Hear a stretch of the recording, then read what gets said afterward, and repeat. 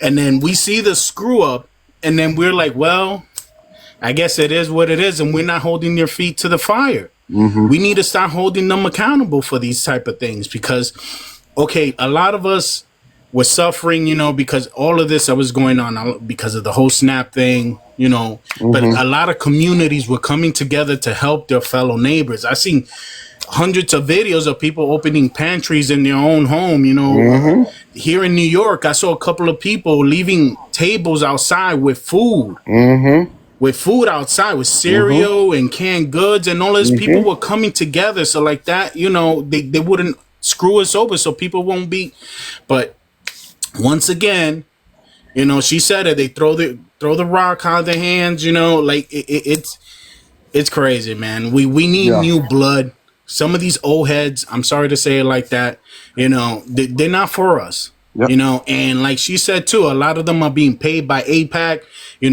I feel like every Democrat that's aligned with AIPAC needs to go. They all need to go. Okay. Because they're not for us. Okay. All right. Thank you, MAG. Let me go to Jen. Jen, definitely want to hear your opinion about how do you feel about the Democrats and what they did.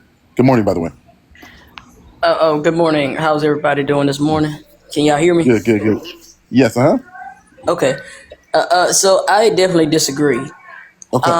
You got to understand, with this system of government, the minority party doesn't have any power, right? So their leverage was to force the Republican Senate in particular to hold a vote. Okay? We have no power in the House. So this is what it was. So now they're going to have to vote on these subsidies. And if they vote against the subsidies for the ACA, it's going to be on their ass, finally. Finally, people going to get to see that they really don't want them to have health care. I think it's weird that y'all want to talk about the Democrats caving. But what else were they going to do? Let the system completely crash? Then what? You can't rebuild something that's completely broken to the point of no return. So what Trump then was doing was they was laying off all these government workers, destroying every freaking department within the government so it can't be repaired. So the Dems said, hey, let's try to get something. So they are going to force John Thune to call up a vote on these subsidies. Otherwise, they could just do whatever, right?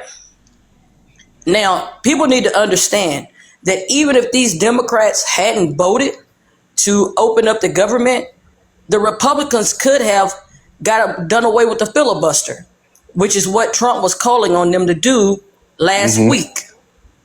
They could have reopened the government and the Dems would have got nothing. People need to understand how the system works. All this talk about AIPAC and all that stuff, y'all need to go a little bit deeper when it comes to politics. Yes, those people that voted, some of them ain't going to return. They retire and whatever. But you got to look at the bigger picture. Not only was this about SNAP, people's SNAP benefits, but it was also them being able to do things without anybody's knowledge. As long as the government is shut down, Trump got all the power. But okay. So let me rebut some of what you said, and I hear your broader point, right? And then I want to go down to simply, folks want to probably weigh in. But here's what I don't understand, right?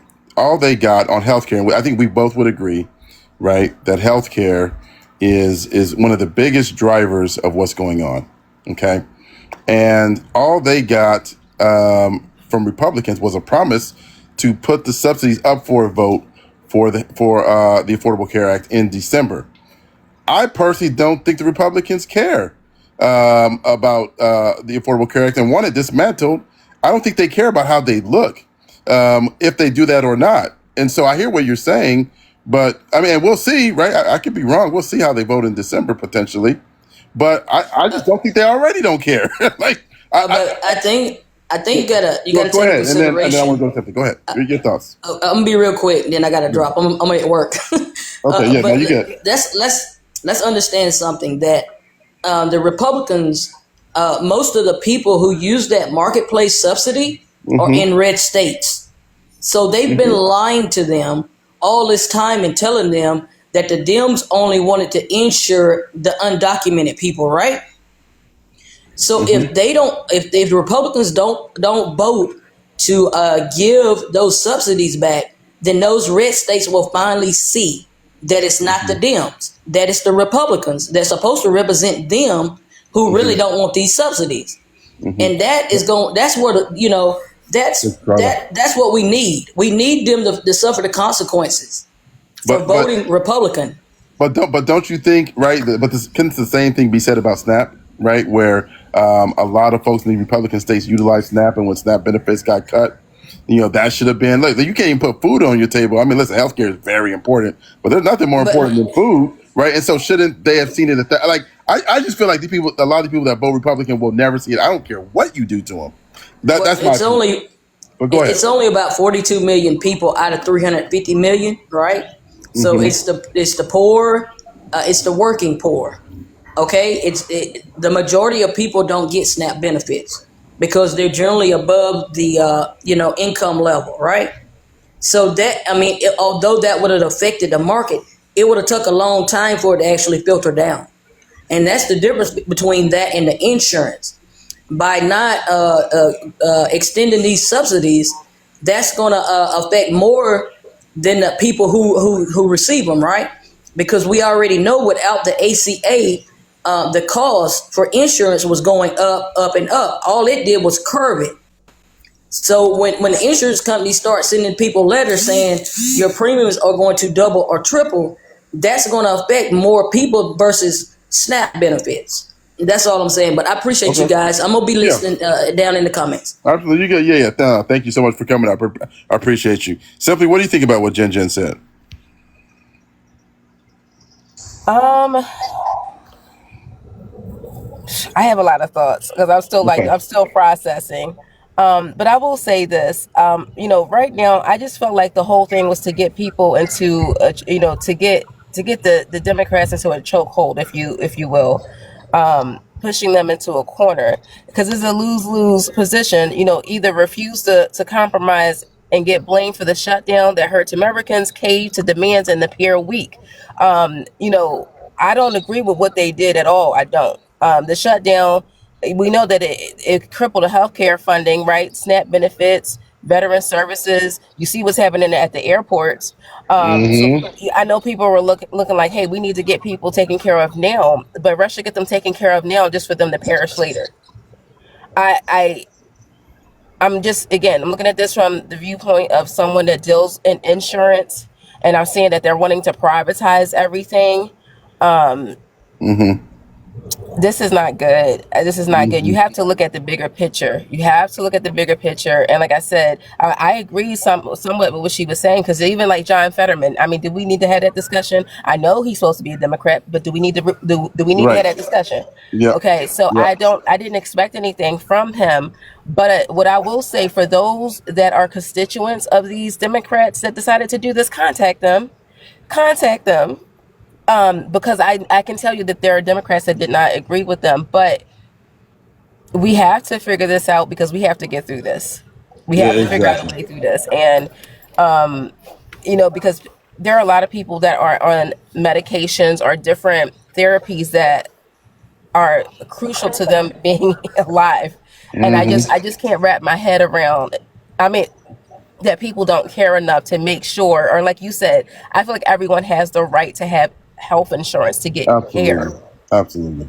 So excuse me right now, but I'm really in a state of dismay that this is where we are today as a nation. Yeah. I hear you. Simply, definitely. It looks like we got quite a few folks that do disagree with the perspective that most of us on the panel have. I would feel free to request. Let me know how you feel. Let's do this again. We're going to do another poll. Again, I utilize these polls to see where people stand and get balance up on the panel, because people typically come to my platform because they want to get different perspectives. So if you do feel like the Democrats made the right decision, these Senate Democrats made the right decision, in voting with Republicans to end the shutdown, put a 1 in the comments. If you do not feel like that, put a 2 in the comments. Let's go to Aisha fam. Give me 1 second. I just want to get the new panelists, and I'm gonna drop back down to you. Let me go to Leo, Michael, and then Aisha. I'm coming back to you. Okay. Leo, what are your thoughts? Do you feel like Democrats made the right decision? Thank you so much for having me. Yeah, thanks for being here. The Democrats, I'm just upset because coming after the election on Tuesday, we had us that we had the momentum to hold this line and put the pressure. And what Chuck Schumer did, I think was a Friday night, if not Saturday, and it was a compromise like, hey, we'll do a clean CR, which is a continuing resolution, in exchange for a year extension on the subsidies. I thought that was a politically brilliant strategy because that gives the Republicans an opportunity. Like, okay, we have a choice. Either we do the clean CR, we have an extension that we can negotiate. We can tear down Obamacare, whatever their position was. But that would give us more time to at least negotiate this stuff for another year, and it will also fund the government for another year, right? But these idiots, these 8 moderate liberal Republicans, not Democrats, Republicans, they say, okay, well, let's go ahead and just fund the government, open it up in exchange for a promise of a vote. Right. A promise of a vote. That's where I got the same feeling as you. Are we like you just said, like, I don't even trust Republicans to even care about the ACA. These are the same Republicans who let children to go hungry. So why would you put trust in a Republican Party who has shown you time and time again that they are not to be trustworthy? And it also shows that we are always working with Republicans. Why do we always have to be the adults in the room? That is not a sustainable democracy, that one party is the adults in the room. Yep. This right here just shows me that in 2026, we really have to weaponize the primaries like the Republicans do. Because back in my day, and I'm only 36 years old, and I've been watching politics since my grandma's back in the early 2000s.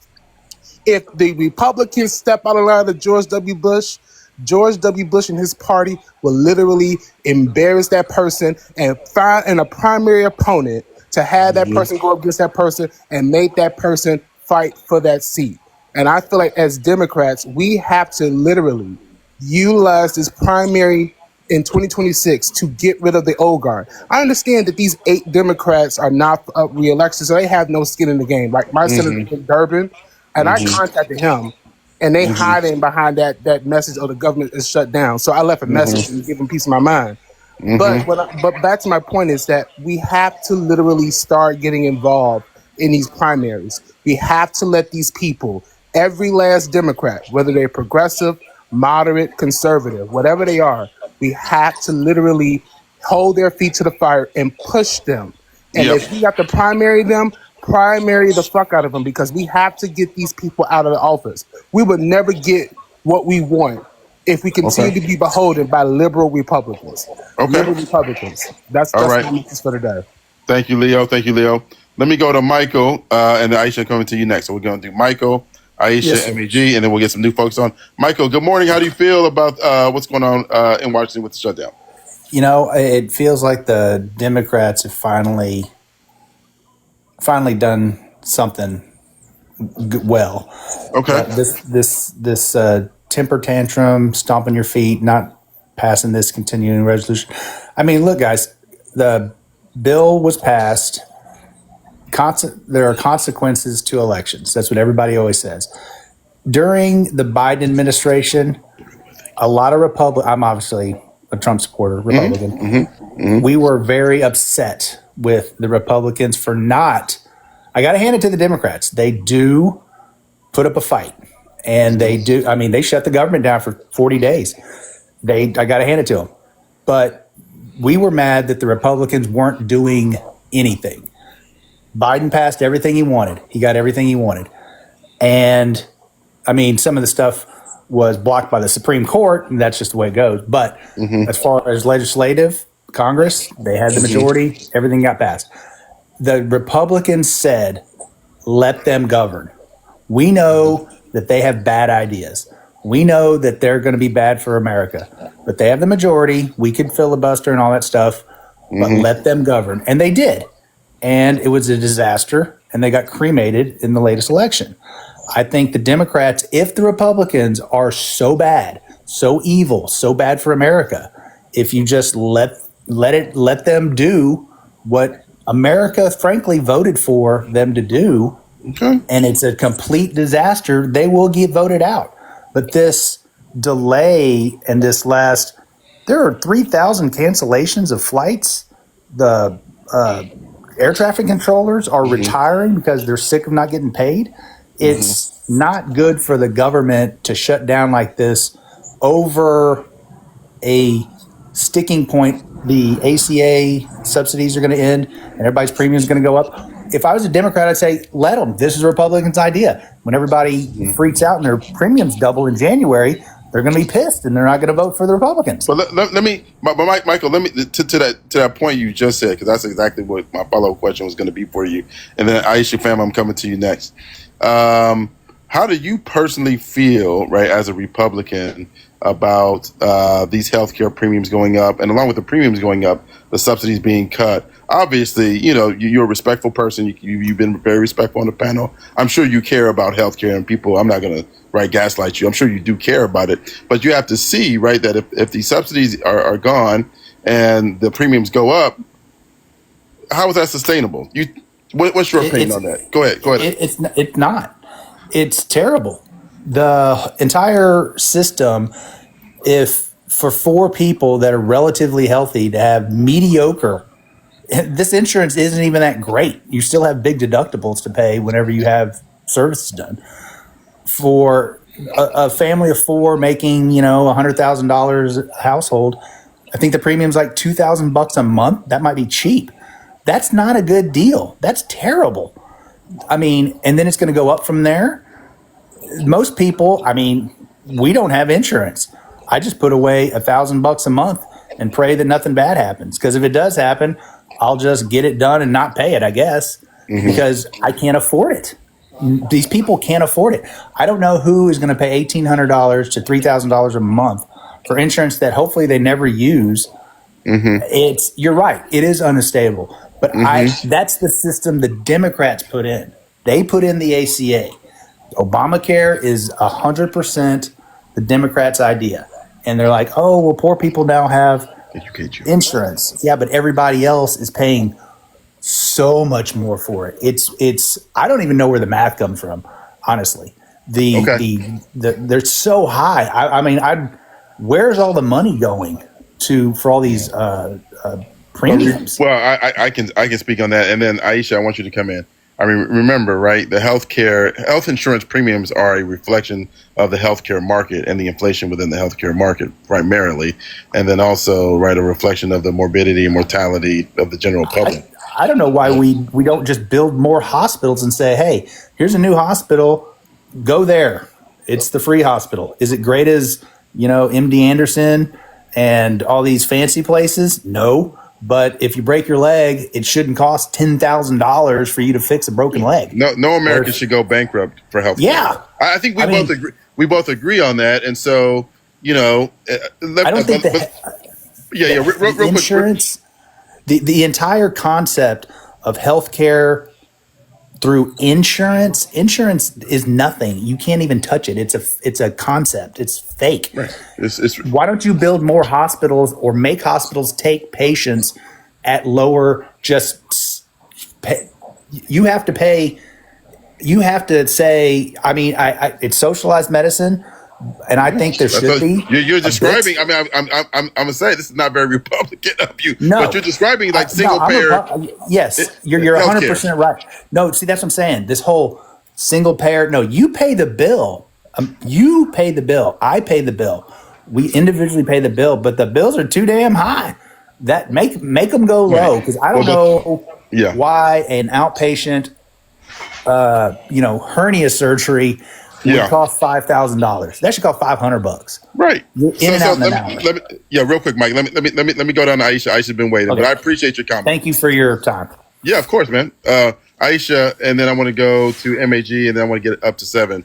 And to me, the discussion that Michael and I are having, and that we're having with all of you, obviously today, to me, this is the ball game, in my opinion, which is healthcare and health insurance premiums and the affordability of those premiums and of the healthcare system in America. And this is why I thought the Democrats were shutting down the government.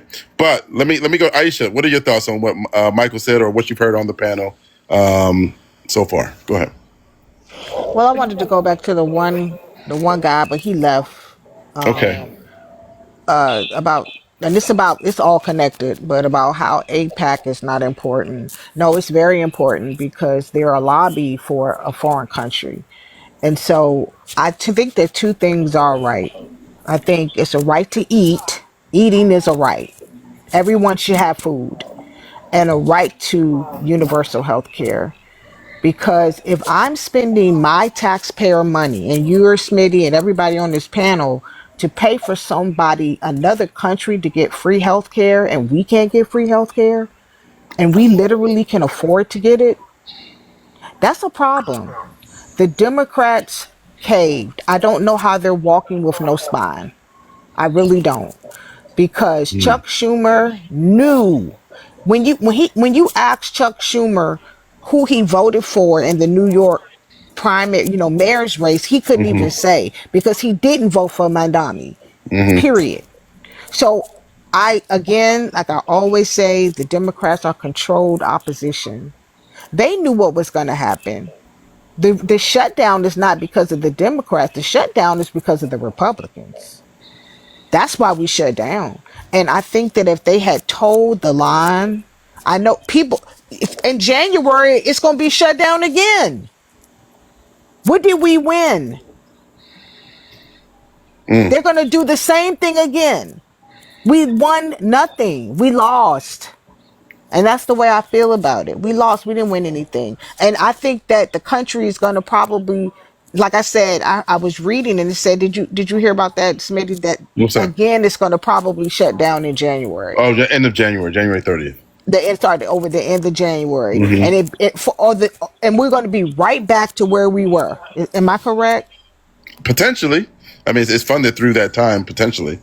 I'm gonna land my plane there. Yeah, we'll see. I just feel so You never know. sad for people like me and others who were. I'm already paying $700 a month for insurance, right? And it's just me and my husband. What is it going to be? They're saying only 20 million Americans are going to be affected. You're in the insurance industry. Is that true? I'm I think asking it's you, far is more. it just I 20 think million? I think it's far more because again, like any industry, right? You have a ripple effect, and that's what folks. When people say, and I was gonna to the person that came up and said, "Hey, SNAP only impacts this many people, or this situation only impacts this many people." That's primarily everything that happens within. Again, it's like a ripple effect. Okay, 20 million people get impacted, but then those 20 million people have jobs or have work into the broader economy. So it's never just the people that primarily get hit. Never for anything, not just insurance. Let me go to MAG, and then I want to go to 7, and then KGR, and then we'll keep the discussion going. But and then I'm gonna let some people go because I want to get other folks up. I know we got quite a few people in the request. I'll dump down. Thanks, guys. All right, thanks, Mike. Appreciate you coming up. Hey, Smitty, I have to go as well. I have to get ready for this meeting, but thank you so much, guys. Have a great Absolutely, Monday. simply. Yeah. I'll drop you. Thank you for coming up. All right. Let me go to MAG. So we do MAG 7, KGR. What are your thoughts on the shutdown? Actually, you already shared your thoughts. Anything else what you heard? Go ahead. It is hard to keep track of everything. One thing I got to bring up was it was something that Cheeto Face said a while back ago, and he said it on national TV. He said, if the government ever shuts down, there's only one person to blame, and that is the president. He did say that. Right? He said it himself, right? So after everything that was said, it's just crazy that so many people are still believing that the Republicans give a damn. They don't give a damn. You know, they're not properly educated. Donald Trump says it. He loves the poorly educated. And if he ever ran for government, he said himself, he would run Republicans, because Republicans don't bother to research anything. You know, they'll come out and say like, hey, we tried our best, and they'll turn it around and make it look like the Democrats did it. It was their fault. And unless someone else actually goes and even when you go and you look up the research and you present the evidence to them, they don't care. They see it as fake news. You know, like we don't go out like if we don't suffer just as much as they do. You know, but there was so much, and I had so much to say that I got lost in the sauce. But All hey, good. I just gotta say I'm really highly disappointed on what they did. We had an opportunity. We should have stuck to our gun, our pew-pews, you know, and you know, fought the good fight, because we as Democrats, we would have understood the real reasons why, you know, we were doing what we were doing. And we would have explained it properly with evidence. Why was it necessary? Unlike the Republicans. But that's all I got to say. Thank you for your time, Smitty. All right, I appreciate it. Much love to everybody. Yeah. Much love to you. You take care. Thank you for coming up. I'll let you go. All right. So I got 3 people on the panel. I do want some, if there are Republicans or Democrats, even better, honestly, that agree with the move that the Senate Democrats made last night to vote with Republicans to end the filibuster and begin voting on the end of this shutdown. I would love to have you up. I thought Jen made her points really Smitty, well. hold on. I'm leaving Smitty as well, but I just give other people opportunity. But I just want to say, guys, we need to be fighting for universal health care. We need to be fighting for universal health care. We need to vote these people out that do not have our best interests. The Democratic Party right now has a favorability rate of 16%. Check it out if you don't believe me. So we something has to give, guys. But thank you, Smitty, for having me up. Absolutely. Love you, and I'll see you. I'll be down in the comment section. Okay, appreciate you, fam. All right, we'll let Aisha go. All right, so we got 7. We got KGR again. Let's do this again. It's been a while since we took a poll. If you think that the Democrats, or these 8 Democrats, made the right move to vote with Republicans to end the filibuster to get the shutdown ended, put a 1. It's quite a few 1s last time. If you don't agree, put a 2. 7, fam. Good to see you, by the way. So long. It's been a minute. What are your thoughts on this situation? So, thank you. It's very good to see y'all. I saw a lot of people in the comments. I miss everybody. I really do. But sometimes I gotta, this stuff really gets to me, to my nervous system, and I gotta just take a step back sometimes. But I want to keep it kind of like high level and make sure everyone understands that when we start blaming, if there are people that are going to start blaming the Democrats for this, I forgot the name of the guy with the foot in his profile picture, but Michael.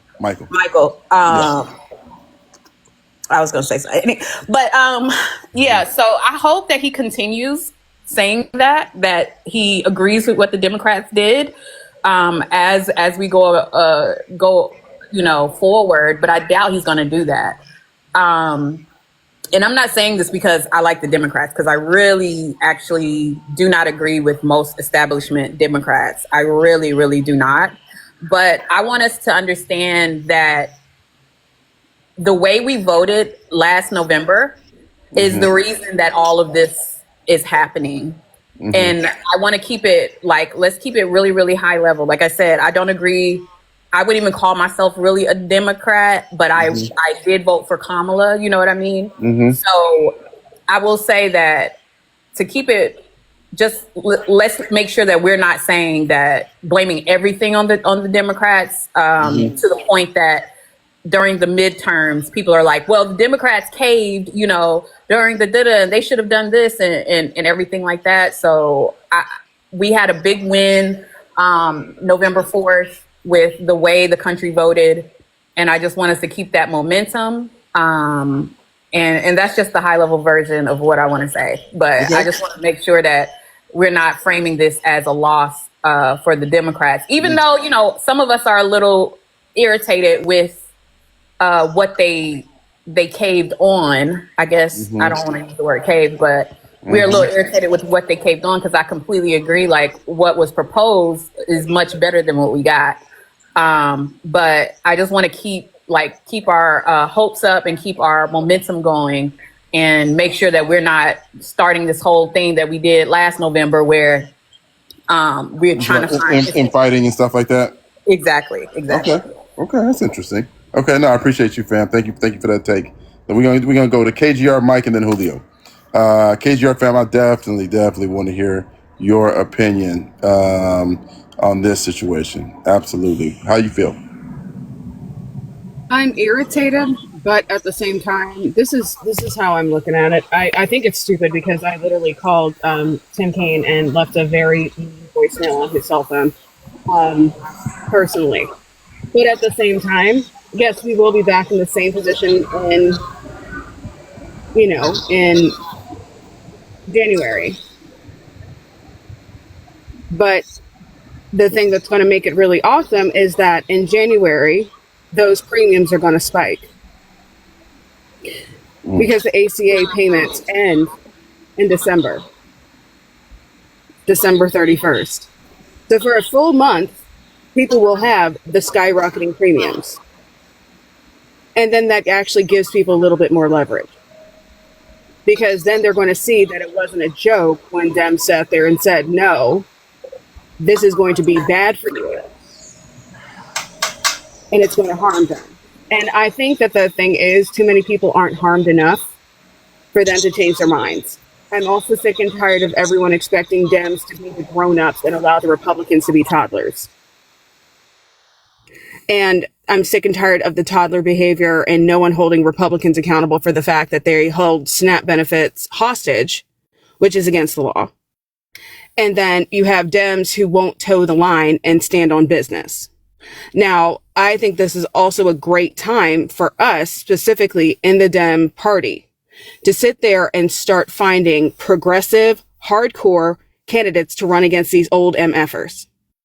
I am literally sitting here. I had an argument/discussion with the chair of my party here. And he's like, yeah, we got to he goes, I think the establishment has already picked who they follow up with with Kaine. And I said, no, F them. If we pick somebody ourselves, we get every other committee around the state to. That may not be up for reelection come next year. So they did it strategically. And I think they're just trying to go ahead and allow it to play out. You can't blame it on the Democrats, because this is obviously something, the ACA ending is not something the Democrats wanted. They made a point, they made a stand, but just towing the line endlessly the Republicans weren't going to change their mind. They simply weren't going to. Let me ask you a question, Mike, then why do the 40-day shutdown in the first place? Right? What is this change that you couldn't have gotten even before shutting the government down? What do you think about that? I think the shutdown was their way of saying, hey, we don't agree with the ACA ending. I believe that they genuinely wanted it to be extended, but I mean, they weren't going to get it. And so this last election, there was a blue wave, and I think that had a lot to do with, their motivation for wanting to let everybody know, hey, we're not okay with the ACA ending. And now what has to happen is they have to reopen the government. Trump and the Republicans have to deal with the e-files, and it's not going to be good for Republicans, because all they're going to do is they're going to continuously keep dodging that topic, and it's not going to go away. It's going to be a problem for them. So come this next election cycle, the medical premiums are going to be a problem for them. The e-files are going to be a problem for them. And the rest of the stuff that Trump does is going to be a problem for their voters and their, and their Republican base. MAGA's whole base is going to face problems. So all right. That's how I see it. No, thank you, Mike. I appreciate that. Julio, how are you? Hope you're doing well. What are your thoughts on this? What do you think? You think the Democrats made the right move? Julio, are you there? Can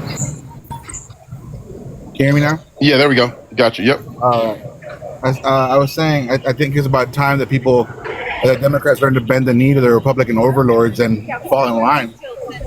So I think that was a really good thing that ended up happening.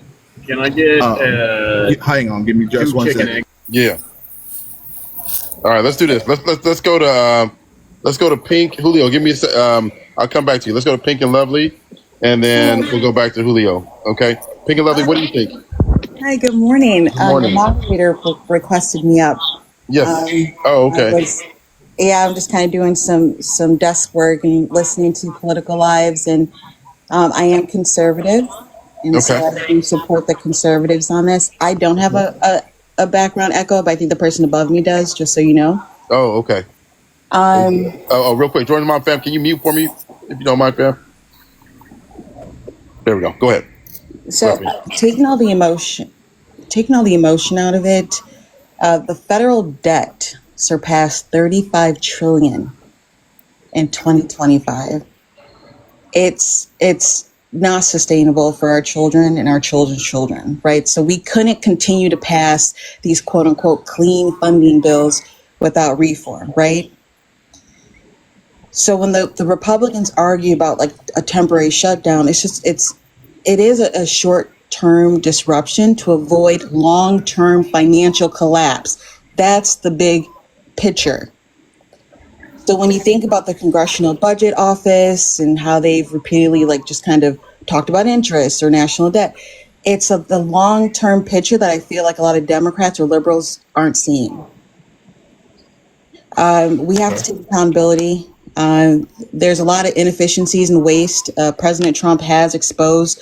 Again, my little life, I'm in my late 20s. So in my little lifetime, I've never, ever understood where our taxes go, what is spent on. And I feel like with this administration, I've actually gotten to see what my tax dollars have been spent on. And it hasn't been used in a good way. And so I appreciate the accountability and the transparency with the inefficiencies and waste when it comes to federal spending. There should be no reason that 1 in 8 Americans who are able-bodied are relying on SNAP and benefits. I'm not saying that times get hard and you need help. Of course I want to help you. Of course I'm going to, make sure you have food and shelter and whatever else, but you can't be on there for 9-10 years. Okay, let me ask you a question, Pink, and then Sure. we'll let Julio come back in, right? Because the way the shutdown was framed, this specific shutdown was kind of a referendum on the Affordable Care Act and insurance premiums going up and subsidies being cut. Personally, how do you feel about the Affordable Care Act and what we've seen? I mean, we've already seen it kind of empirically proven that premiums are going to skyrocket for 2026. How do you feel about that, and what would you like to see there? And then Julio, I'm gonna give you an opportunity. Then we're gonna go to George's mom. What do you think? I'll keep it short. I think it was a scam, and I do think that we need to take a look at insurance reform. The insurance companies are the ones that we need to address. They should not be able to lobby and give money into. Sorry, Monique, you got a bit of a echo, fam. Go ahead, Pink. Go ahead. That's where I land on it. I think it's about insurance reform. Okay. All right. Fair enough. Thank you for that. All right, Julio. Let's see if you're ready. Julio, go ahead. Your thoughts on it. Yeah.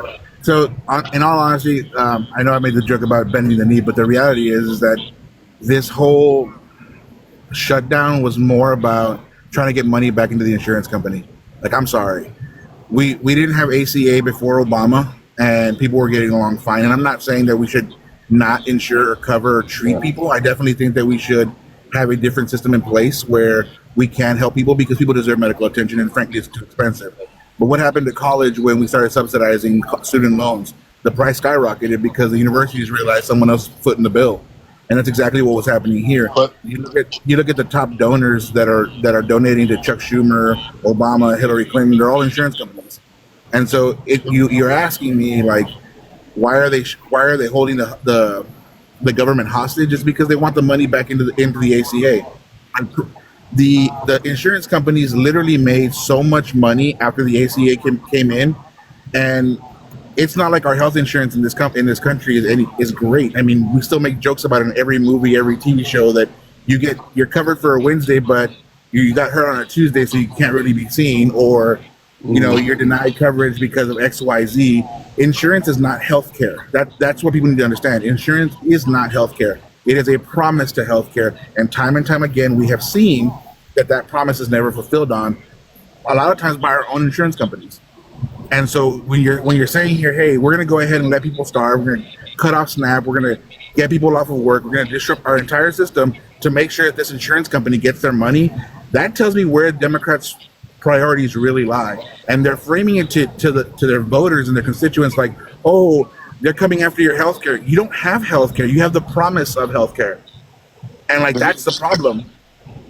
yeah, let me. Okay, so I hear what you're saying. I guess where I disagree with you is saying that we were fine before the Affordable Care Act. Maybe if you were in the employer market, you might have been fine, but folks that were in the individual market who could not get insurance because they had a pre-existing condition would definitely disagree with you. And there were millions and millions of people that were being left out because, again, and when I say pre-existing conditions, I don't mean like you were on your deathbed with a heart attack or a stroke. I mean like literally people would get declined for acne because the prescription Accutane costed $300 or $400 a month, and insurance companies wouldn't cover it. And so pre-existing conditions were a broad swath of like pretty much anything, asthma, anything, right? Where the insurance companies could still decline you. And so you may not like Obamacare, which is totally fine, right? You may not like it. I can hear what you're saying on that. Yeah, go ahead. Can I add something to that after him? Absolutely. I can hear what you're saying on that, but acne is not really a healthcare issue. That is a cosmetic issue, and I get it. Like, yes, we should definitely be able to treat people and cover people or help people that have pre-existing conditions. But that's when we could have opened up the insurance market across the country, which Democrats decided they did not want to do, and they decided they wanted to go ACA instead. We ended up closing down so many small town insurance agencies that could have treated so many other people because we wanted to do it this round and cover the ACA and subsidize and force people to buy insurance. We ended up essentially doing what we're railing against in the Democratic Party, which is we don't want billionaires, we don't want millionaires to be out there gaining all the money, yet we squeeze them enough to where we shut down all the mom and pop shops, everyone that's small that wants to help people, we shut them down, we let the big corporate go, and then they do whatever they want. And then we complain about how it got worse. Well, we're the ones making it worse by enacting these rules and laws, and we don't even see it. Okay. Let me. Oh, real quick, Pink. I did promise Jordan's mom. Pink. Let me come back to you. I did promise Jordan's mom my opening comment. What I'll do is let's go Jordan's mom, and then Pink, and then Monique. Go ahead, Jordan's mom. Go ahead, fam. How are you, by the way? I'm fine. So nice to see you, friend. Likewise. I definitely want to hear your opinion. Talk to me how you feel.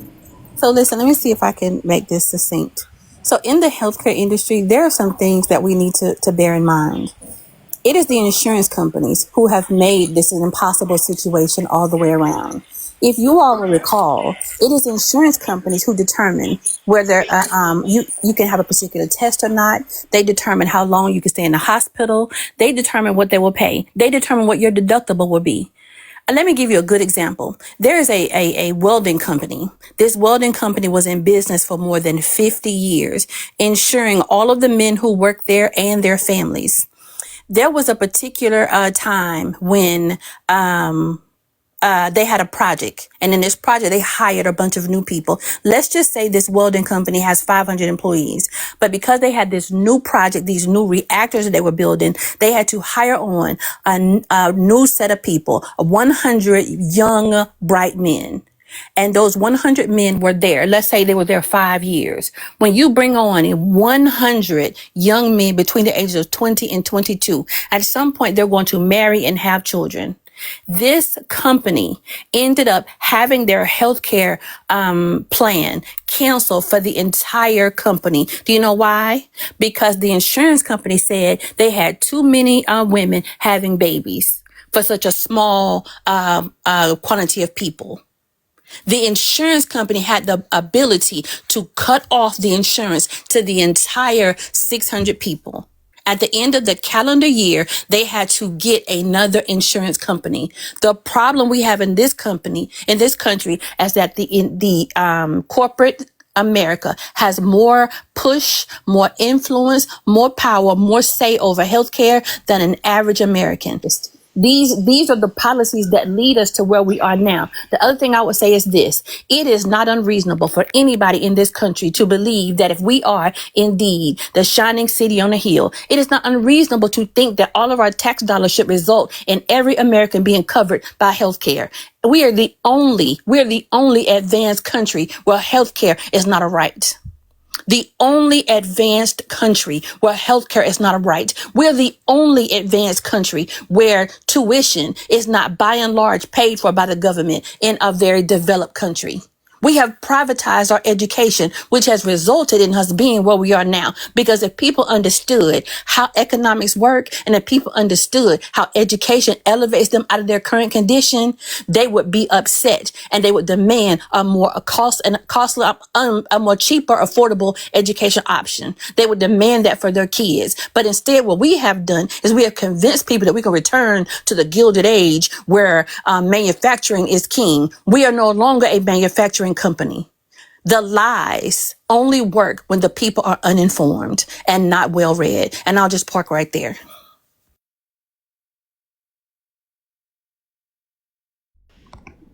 You're muted, sweetie. I think you're on mute, Minnie. You're muted, sweetie. Okay, I'm sorry. Can you hear me now? My bad. Monique, give me 1 second, fam. Let me go to Pink because Pink wants to add something real quick, and Yeah, I we'll was come to you, Monique, and then the show. Thank y'all for. I was blabbing away. Hey, that's okay. Go ahead, fam. Go ahead. Your Minnie, I thoughts. just wanted to, and again, that's not me echoing. I just want to make a relevant comment to the discussion. And I do agree with some of the points that Jordan made and Julio. The main dispute really is expanding the Affordable Care Act subsidies, right? We don't want to balloon federal spending and subsidize non-citizens on higher income individuals who could afford coverage otherwise. That's the biggest dispute. So we don't want to create dependency rather than fixing the root issue, like high premiums and limited insurance competition. We don't want to create dependency. One second. The root issue. What do you mean? So I'm all about subsidize opposing non-citizens. So real quick, and yeah, go ahead and come in. I know you got a question. Anna's a mod, so mods can come in. By the way, for y'all that are new to the platform, go ahead, Ann, real quick. She said something about subsidizing non-citizens. That is not something that is happening, and that's misinformation. No, what I said so is I need you to not say that. We do not want to balloon the federal spending and subsidize non-citizens. We do not want to do that. That's what I said. Listening is a skill. Saying it again doesn't make any more sense. That's wrong. Right. All right. Thank you very much. I'm going to go ahead and drop. Okay. All right. Thanks, Pink. And do you want to continue, or do you want? Can I let Monique get an opening comment? Go ahead. I just wanted to say real quick because I don't stay on panels too long. Julio, I'm a type 1 diabetic. Yeah. Do you know that my parents had to help me pay for my insulin because I couldn't keep insurance? Do you know that my life depends on insulin? I don't have a choice. I cannot choose to live my life. If I wake up today and I don't have access to insulin, you know what happens? I unalive within 48 to 72 hours. So when you say that these reforms were unnecessary, when you say that Dems haven't done anything for insulin, yes, they did. Actually, Joe Biden had a cap on insulin. Y'all need to start thinking that I'm sorry. when these reforms are put in place, when these reforms are put in place, there is a reason. We don't just do insurance reforms. We don't just put things in place, government reforms and stuff. That's not how that works. We needed these changes to be put in place so that people like me who don't choose to unalive just because we have no access to healthcare, we need these things in place. So when you come up here, oh, great, wonderful. Of course you dropped. Anyway, that's all I have. You No, can thank drop you. me, Smitty. Okay, I got you. Yeah, no, that's very powerful. Very powerful. Thank you, Ann. We're gonna let Ann go. Along with what she had to say, I wanted to give you all something to think about. When they talk about pre-existing condition, the cases that you all don't hear about are, let's say that you're 8 months pregnant. I didn't drop. I got dropped. Hold on, sir, please. If you're 8 months pregnant and you have your baby prematurely, did you know that that child, you will have difficulty covering that child in insurance because it's considered that premature birth is a pre-existing condition for that child? You can be a regular person, an athlete who has elevated blood pressure, not to the point of it being a problem, but just to the point for somebody to be able to use it to discriminate against you. You can't get health coverage because you normally have an elevated blood pressure. That is a type of condition that it is found most commonly in brown people. These are things that we have to think about. Just because it doesn't affect you, you have to open your heart and be compassionate enough to understand other Americans are suffering in ways that you may not be. And if we're all in the same country, if we're all in the same boat, you need to keep the boat afloat because you can't do all the rowing. At some point, you got to turn the oars over to somebody else. It makes sense to keep everybody healthy so all of us can stay afloat. Exactly. I completely agree. Okay. So Julio, do you want to say so real quick, like 30 seconds, then I want to go to Monique. Misunderstanding what I'm saying. I'm not saying we shouldn't take care of people. That's incorrect. I'm saying, well, we've been trying to cover insurance and make insurance take care of this problem.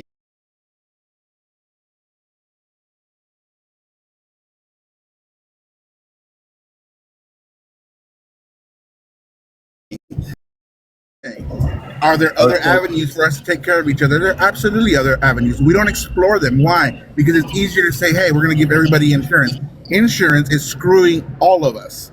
We're all in the same boat. The insurance company is punching holes in the boat and telling you, y'all got to fix that. Rather than just tossing the insurance off the boat, we're still patching up them holes going, we're doing this for the betterment of everybody on the boat. Like, no, toss the insurance company off the boat and find a better way to get across to the other side of the land. That's what I'm saying. Hold on, hold on, I stay quiet while y'all talk. Give me a second. You open your heart like I don't care about people. I do. I go out and I help people as much as I can all day, every day. But we're looking at a situation like, oh, hey, I can't survive if this XYZ happens. Okay, then let's plan for the future. How do we get around the situation so we don't find ourselves in this again? How do we create a community within ourselves to take care of each other? We're not looking at that. What we're looking at is the predetermined choices that have been selected for us, saying, hey, this is all you got to go off of. That is what I'm saying. Okay, real quick.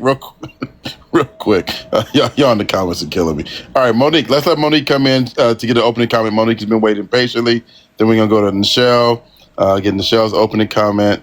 And but before I do that, actually, Monique, while you're speaking, let's do another poll. Again, I want to have a balanced panel. So if you agree with what the Democrats did in the Senate, the 8 Democrats did in the Senate, put a 1. If you're going to request, if you put a 1, I'll try to get you up. If you don't agree, put a 2. Again, I want to make sure we have a balanced panel. Monique, welcome to the panel. What are your thoughts this morning? Good morning. So, as a person who has had pre-existing conditions due to accidents, I was hit by a car my senior year of high school. Before that, I didn't have any problems. So now I've experienced knee problems due to me being hit. That was not something I chose. That's something that happened. I had the green light. The man ran the light. When I got out of high school to find insurance for myself, my rates were higher. Now, what they did was they tried to get universal health care. They tried to put it on the books, and it was shot down. The people who are shooting it down are the people who own the businesses. They're not the ones. The people, big pharma is making pills at 5 cents a pill, and then they're selling it to the people for $200 a pill. They're making the profit. Those people are the ones who are sending out the lobbyists. Those are the people who are in control and who are shifting the dynamic so that the people who actually need the healthcare are not able to get it. In this country, like when I've gone overseas, the dynamic is different. You can go to the hospital in Sweden and have no problem. They're gonna take care of you. It's gonna be smooth. You're gonna get what you need and go about your business.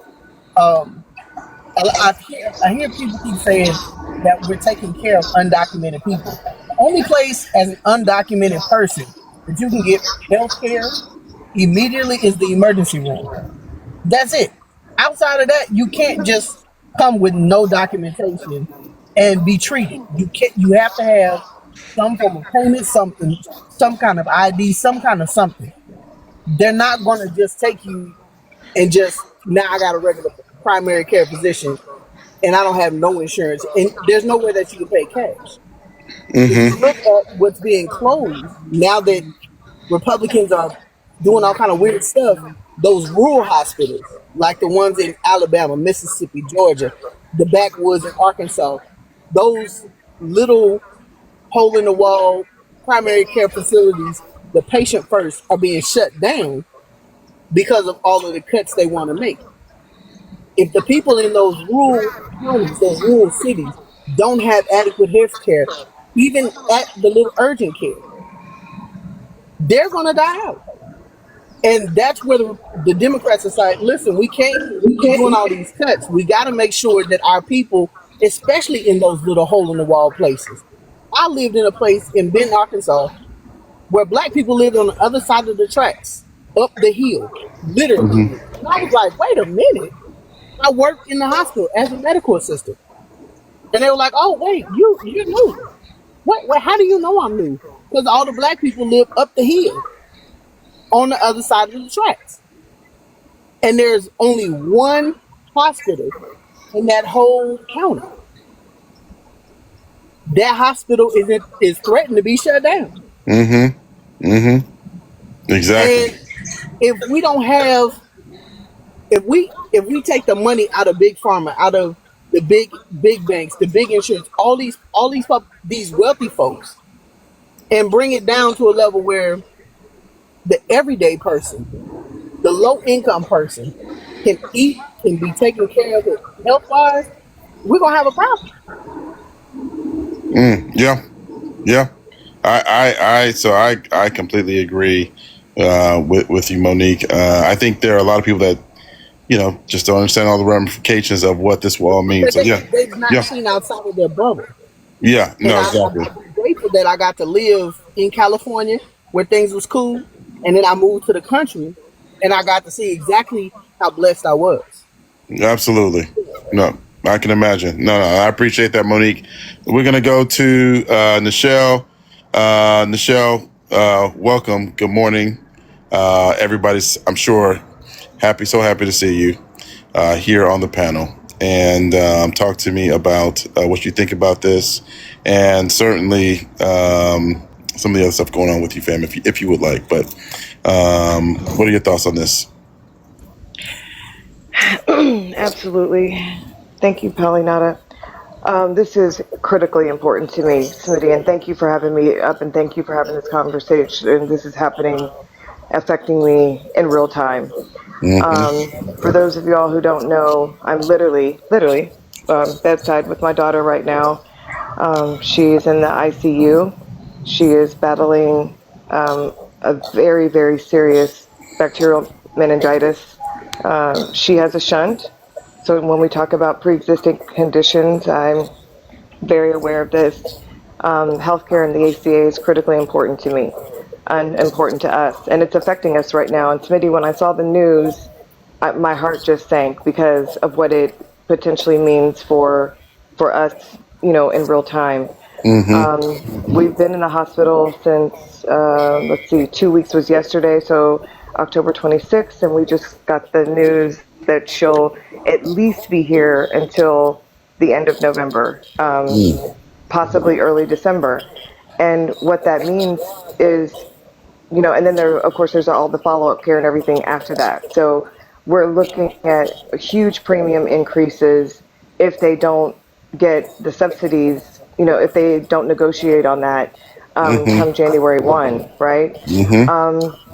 I appreciate the conversation, and I'm glad that we were able to correct some of the misinformation about the undocumented receiving care, because they can't, as I think it was Monique that said that, that's only in an ER situation. And by the way, that was determined or set up when Reagan was in office. By the way, there's just so much misinformation about what the subsidies are, who they help, and what they do.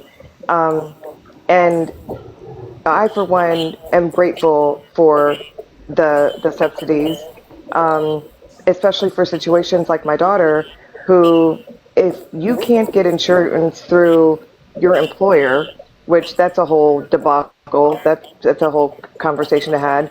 The ACA provides another option for people like my daughter, like so many other people, to be able to obtain health care at reasonable rates. Without those subsidies, it becomes almost impossible to afford. And by the way, it's not just affecting ACA. Yes, that is what the Dems were holding out for, but it affects employer as well. Cindy, you're in this industry. You and I are both in this industry, and see how the rates and things are being affected with the employers as well, employer-based insurance as well, private insurance as well. So yeah, just my opening statement is I was super disappointed to see that they caved on this. I was hoping that that they pulled out and that the Republicans would, and I pray. Listen, at this point, I don't have it in me to be argumentative about Republicans and Democrats. I hope the Republicans do negotiate with the Dems like they promised. It's my understanding that's the premise of the vote, is that they will negotiate on those subsidies going forward. Because if they don't, people like my daughter, people like me, are going to be drastically, affected by that. And yeah, that could be catastrophic for so many of us. Absolutely. Yeah, I hope so for your daughter's sake and for millions of other Americans that in December, Republicans do vote to continue the Affordable Care Act subsidies. Y'all know I'll always be honest. I am pessimistic that they will vote to continue them when they've already taken the political damage from saying that they wouldn't continue the healthcare subsidies. We'll see. I could be wrong, but we'll see what happens. Let me go to Panda, East LA, and then Nader. Panda, your thoughts on the Democrats in the Senate that voted with Republicans to potentially end the shutdown? First of all, Nichelle, my thoughts are with you and your daughter. I was in ICU for 6 weeks. I know what it's like, and my heart and love goes out to you, especially right now. I just want to say also to Iru Abraham, calling Black women naive when we're pointing out certain aspects of the government, especially when you claim that you helped on Kamala's campaign, makes your microaggressions even worse. Us Black women are not naive. We're very aware. Saying that Democrats caved when only 8 of them did, which is 3.7% of the Democrats, and putting that as a general when the rest of the Democrats are still holding out, is you're the one that's being naive. So I would just, as a non-Black American woman, sometimes I think it's just best that you just sit back and listen instead of trying to use your proximity to Kamala as a way to sit here and be microaggressive to Black women in the comments on the panel. Secondly, I have lupus and I have one kidney because I had a kidney transplant. One of them was taken out as I was in a coma for 4 weeks. During that time, it was due to being undiagnosed from lupus since I was a teenager to finally when I was diagnosed, having to deal with medical apartheid that literally caused me to go into end-stage renal failure because I was walking around with lupus for years, undiagnosed by the white doctors who were attending me, who found it more important to be microaggressive and dismissive to me as a Black woman than to properly diagnose me, even though I had inflammatory markers that were off the roof for over 5 years. So what happened is I was walking around with an autoimmune disease that was attacking my skin and my kidneys and my eyes. I also have ocular uveitis, which flares up due to my lupus. So I get 2 types of infusions, one to keep my uveitis from flaring up, from making me go blind, and then to keep my lupus in check so it does not attack the kidney that I have, the one good kidney that I have. Now, I just want to let you guys know that had I not been in the state of Massachusetts and had wealthy parents, I would not probably be here today. Massachusetts, as you guys know, is the basis for ACA. It was started through Romney Care. And that is why we have it. It is a Republican ideal. It works to this day. 97% of Massachusetts residents have affordable health care, and we've had it for almost 20 years now. And it's brought down costs, and the state has benefited from it. And it has saved lives. So what happens is in Massachusetts, if you have kidney disease or need a transplant, you get covered by Mass Health automatically, no matter what your status is. I also am a Swedish resident. So when I got really sick, dual citizen, I decided to just go home to Sweden once it became clear that I was going to need a transplant and my cousin in Sweden was a match. And so we decided it was best to just do everything in Sweden. And that was another thing that has saved my life. My condition is considered a pre-existing condition. So one thing I'm thankful for is I have 2 options. If my premiums go up, I can afford that. Most Americans are not in my position where they can sit here and not worry about that. I can also get my medication from Sweden. I go home about every 3 months. I get checkups. I get my medications in Sweden, and it's no cost to me. But most Americans don't have dual citizenship to a country that has socialized medicine. That's good. So I just want to say, for me, who's in a situation where I can go to sleep at night and rest my head because I know I'm going to be okay. That's not enough, Julio. You know what I mean? I worry for the others who are in my situation, especially other Black women who cannot afford premiums. Do you Julio, just curiosity, do you know what auto-inflammatory infusions are per dose? I have to get infusions every 12 to 16 weeks to suppress my immune system. Do you want to guess what each dose costs, Julio? No, I'd rather go down the list of problems I have and health issues I have and how they've affected me and gain sympathy votes with my microaggressions, and then go ahead and very dismissively ask you what you think they cost. Can we do that? Or can we have a conversation? So I just want to let you guys know, since this man obviously doesn't know what a microaggression is. So so for just my lupus infusion, that's not the ocular infusion that I get for my uveitis. It's $36,000 to $48,000 per infusion if you were to pay cash per infusion. That's not including the shots that I get into my eyes to keep me from going blind from uveitis flare-ups. That's not including. Why does it cost so much? Why don't you ask insurance? Let's let Panda finish. Go ahead, Panda. So Julio obviously doesn't understand how the medical industry works. Doctors don't set prices. Insurance companies set prices. They're the ones that set the cost. So you guys sitting here thinking that it's doctors that say, hey, I'm going to charge this much for this. They're not the ones setting the cost. Then why are we fighting? Again, So I live in Massachusetts, and because I live in Massachusetts, you asked for a solution that works. It would be, which is the closest thing to socialized medicine, is the state of Massachusetts. It's subsidizing it, since you guys don't want to do universal health care. Right? And you don't understand how that works. You don't understand the importance of the buy-ins and extending the subsidies and the tax credits and how that saves people's lives. But you're up here, you have no empathy at all. Someone's telling you, hey, I have the money to pay for this, but the average 90% of people with my condition do not. They're going to be unalived. You will be if you have lupus and you can't afford to get infusions, or if you have lupus and you've gone into kidney failure, just getting on the list with no longer having these pre-existing condition parameters would provide you to put money up front just to get on the list.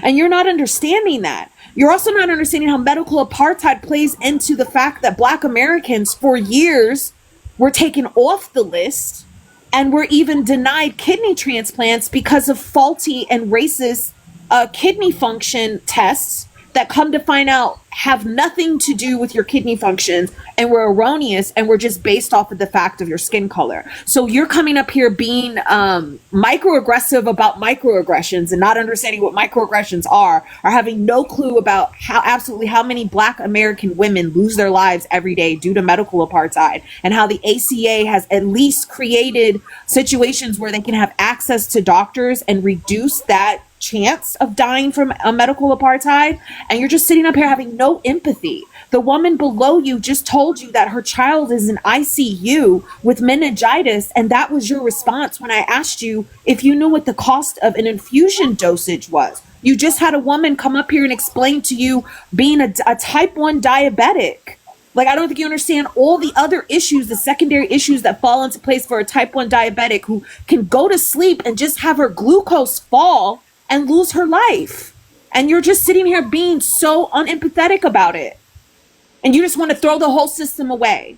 When we have a system that would work, if just the rich paid what they were supposed to pay, like, I don't mind paying more to save somebody's life, to allow someone to go in when they're sick and not have to go bankrupt or worry about deciding between food and getting the health care they need. If you have to take hundreds of dollars out of my paycheck every week to make sure people like Nichelle's daughter can recover in a hospital, and Nichelle and her family and her daughter don't have to worry about how they're going to pay for it afterwards, then take my money. And the fact that you don't have that type of empathy as a human being and don't think that healthcare is a human right, to me, just tells me what kind of human being you are, and it's disgusting. So real quick, let's let Julio respond, and then we're gonna go to East LA and Netta. Go ahead, Julio. Well, so you don't know who I am. You know nothing about me. Multiple times on here, I've already expressed that I do think we need to find a different route. I think that there's something that we can create that'll be different. But when we're focused on the insurance company, we're focused on how we get that back. We're focusing on maintaining the status quo, which is not working for anybody. As you very well pointed out, it's not working for people. It is a Band-Aid on a bullet wound, and we're trying to keep it open and going, let's put it back, let's keep trying. That's not what I'm saying, boo. That's not what I'm saying at all. Don't call me boo. Hold on, I'm still talking. No, don't call me boo. Let's not do that, Julio. Yeah, let's not do that. Go ahead, continue. I mean, she called me hold on. She called me disgusting. She called me everything, and I stayed quiet. But I say boo, and all of a sudden I can't do it. Okay, nope, you can't. I see how it goes. As a brown man, I see how the racism goes. It's okay. We'll keep going. I won't do that. But what the reality is that you don't know. When I said microaggressions, yeah, you're throwing out all your ailments on here so that we feel, oh, you know what, I guess we can't speak on it because she's dealing with a lot. It's mean. That's microaggressive. You're basically shutting down the opposition, trying to say if you speak out against me, you're insensitive, you're heartless. That is far from the truth, because I do spend most of my time, most of my excess money handing out and helping people. What I'm saying is, on a federal level, it does not work, and we've seen it time and time again. Can we create something that is better for the people rather than just stick to what is okay because that's what we know and it's what's safe? It isn't like the lady that has a daughter that is struggling. I can tell you right now, because of the meningitis, she doesn't care if her daughter has insurance. She cares that her daughter gets treatment. The reality is you want insurance because you want the treatment. So let's find a way to get the treatment and not the insurance. That's what I'm saying, because there are many ways we can go about this to make socialized medicine and make it work. And as far as everyone keeps saying that undocumented people don't get health insurance, they only get access to the emergency room. Yeah, you're right. But if they have a cold, they go to the emergency room. That's like having health insurance. And I've seen it. I've worked with these people, and I asked them too, where do you go when you have a cold? The ER. They pay for it. So when you all say, no, it doesn't happen, I'm telling you, yes, it does. I've seen it. I've been there. And before anyone goes, oh, that's your personal experience. That's all you've been giving up here. So personal experiences are clearly valid. So real quick, all right. So Julio, Hold on. Julio A lot of addressed people want to me. respond to that. Give me a second. No, Julio addressed me. Yeah. I got you. Give me a second. Nichelle, I'm gonna let you respond. So let's do this. Let's let Nichelle go. East LA, Natter. At the same time, Julio, you can't be surprised that folks are upset with your takes because you've already said that you're a conservative, right? And that you align with the Republican Party, and the Republican Party. Hold on, brother. Hold on. I'm asking a question. I want to clarify. So you're saying because I'm conservative, it is okay to. No. Hold on. Don't mute him. Go ahead. Let him finish. Because I think your premise is going to be wrong. But go ahead. Let's let him finish. Hold on. Go ahead, Julio. You can unmute. What was the question? I can't be surprised if people are aggressive with me because I've already established that I'm conservative. That's not what I was saying. That's what literally came out of your mouth. You can't. No, what I'm saying is that people are not going to necessarily agree with your take on this because you align with the party that wants to remove the Affordable Care Act and not put anything in its place. That's what I'm talking about, right? And then what's going to really piss people off is when you say you're brown, right, on a black person's panel, that we're being racist to you, but you're comfortable voting for a racist. Like, make that make sense, bro? That doesn't make any sense. I'm sorry. So Donald Trump wasn't a racist when he was handing out money to Don King, letting Jennifer Hudson stay in his apartment rent-free, taking care of people left and right. The moment he decided to run as a Republican, he's a racist. White people have black children. So real quick, let me check. Let's call a spade a spade. Yeah, I'm ready to call a spade a spade. White people have black children all the time, and they're racist. Yeah, that has nothing to do. All slave masters had children all day, and they were racist. What are you talking about? That has no bearing. What does that have to do with the presidency in China? That does not make him a racist. What you said? Hold on, y'all.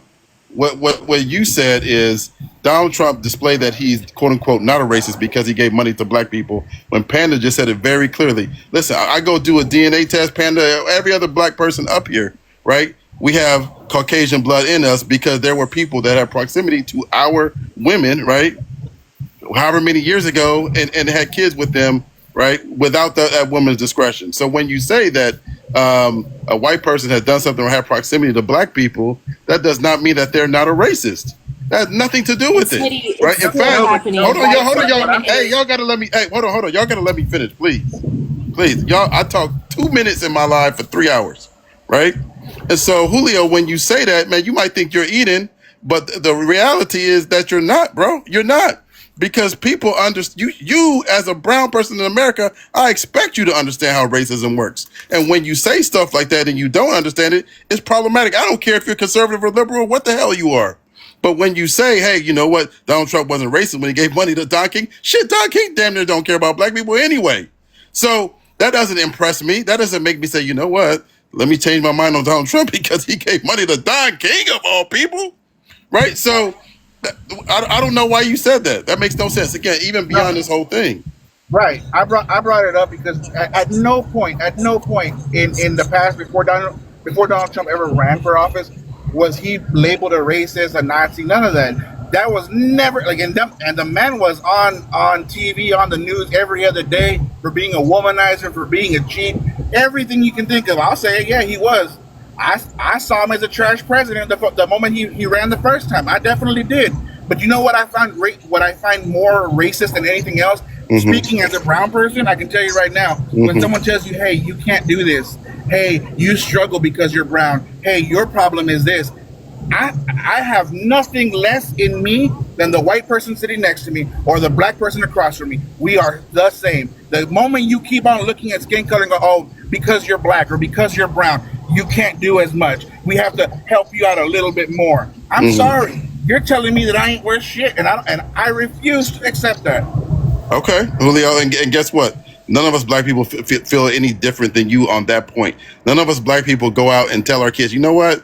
Hey, I know you want to be an engineer, but because you're black, you're not going to make it. Or because you're black, you can't be a doctor because you're black. None of us ever do that, man. And that is also a trope. You're perpetrating this trope that we go around and we tell our kids these kind of things, and we tell people that you can't do anything or not. Absolutely not, man. Absolutely, we do not do that. We do not do that. Now, what we do, hold on. Okay. What we do, hold on, Julio. Let me finish this point, and then I want to go back to topic.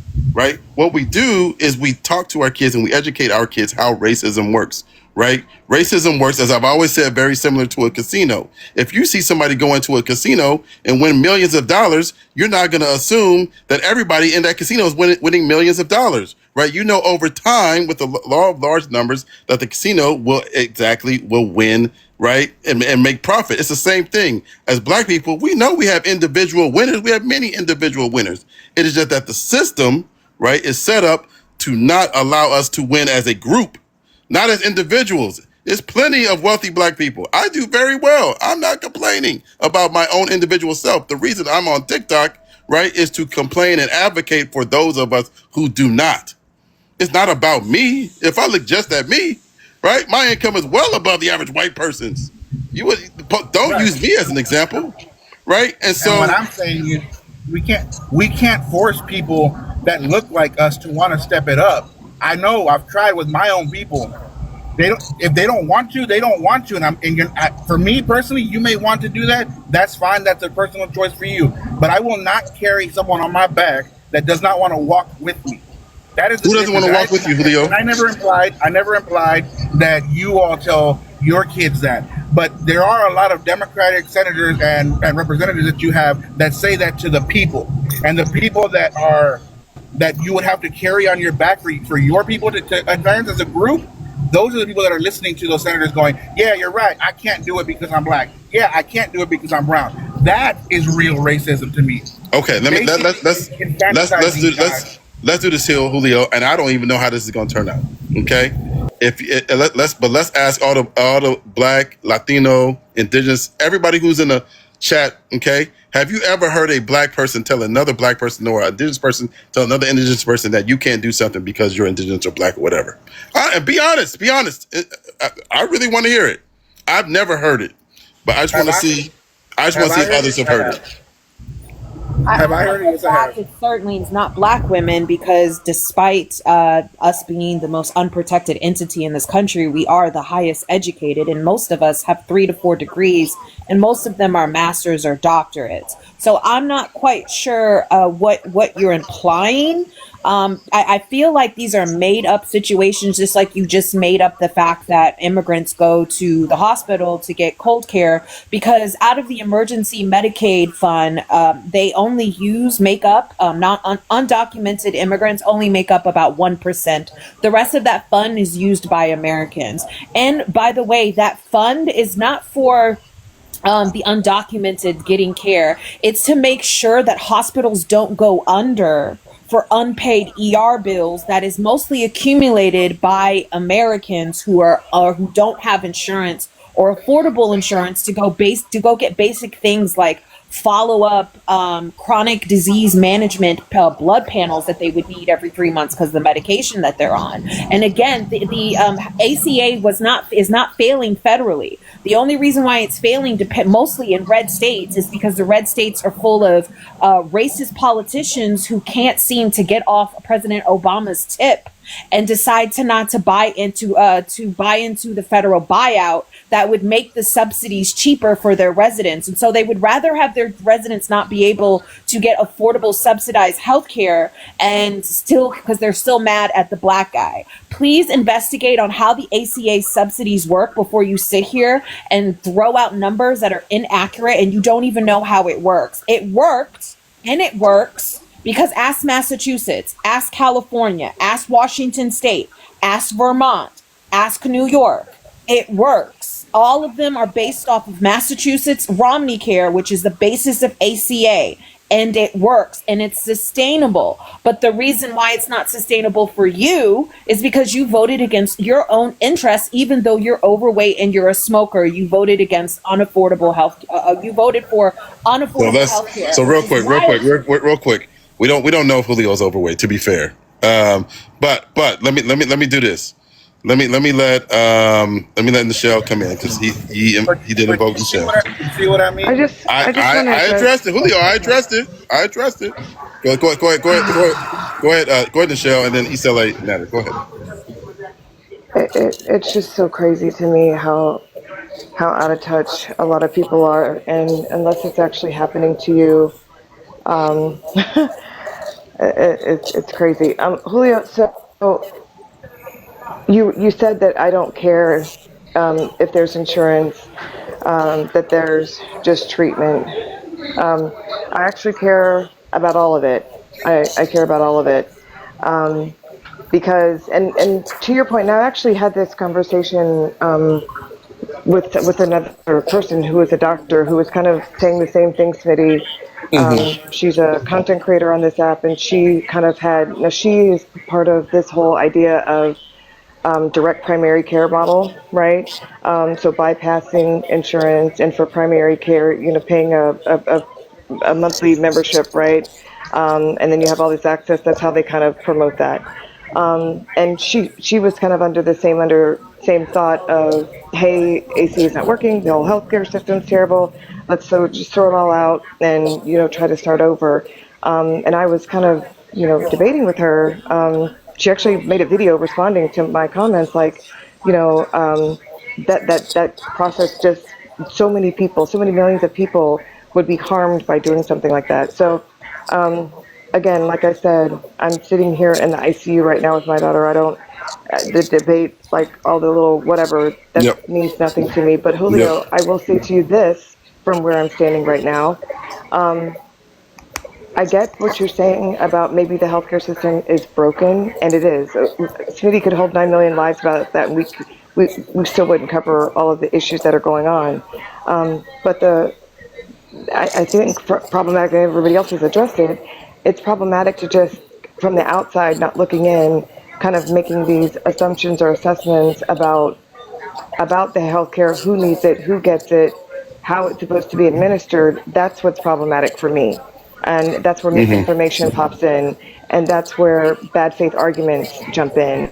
And it doesn't help anybody.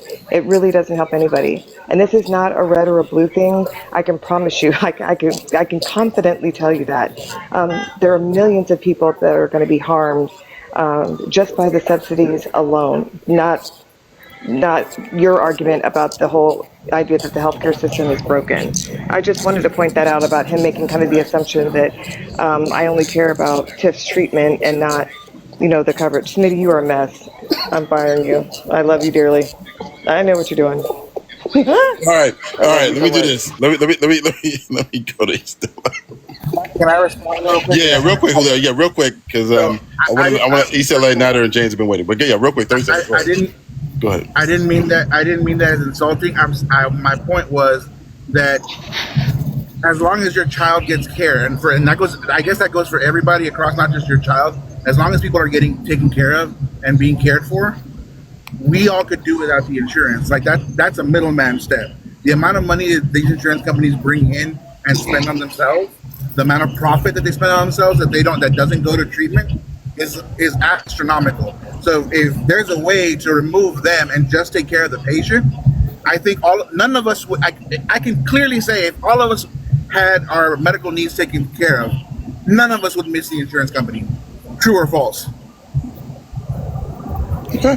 Yeah, I think I can answer that, right? I think people wouldn't miss the insurance company. I think if people felt like healthcare was solid, whether it be single payer or whatever it may be, yeah, insurance is about risk mitigation. So if you get rid of the risk, of course, I think people would be happier.